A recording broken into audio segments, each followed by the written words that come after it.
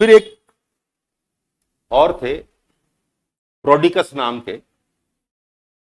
तो प्रोडिकस का एक कथन है छोटा सा, उसको लेते हैं कि किसी वस्तु का अपने आप में कोई मूल्य नहीं होता। मनुष्य अपने बुद्धि संगत उपयोग द्वारा ही उसका मूल्य निर्धारित करता है।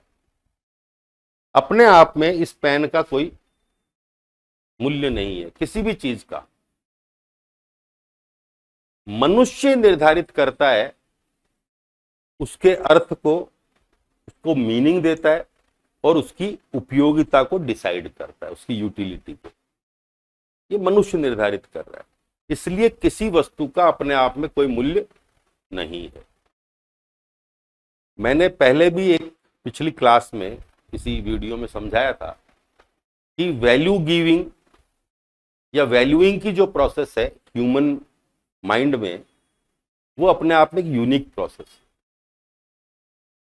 इस जगत में जो भी विद्यमान है और जो हमको दिखाई देता है, उसका अपने आप में कोई मीनिंग, कोई यूटिलिटी, कोई उपयोगिता नहीं है।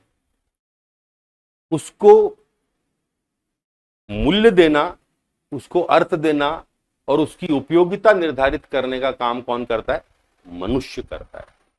इसलिए यहां पर भी क्या है कि मनुष्य ही केंद्रित है, मनुष्य मूल केंद्र है, केंद्र बिंदु है, और मनुष्य के अकॉर्डिंग ही मूल्य और अर्थ तय होते हैं।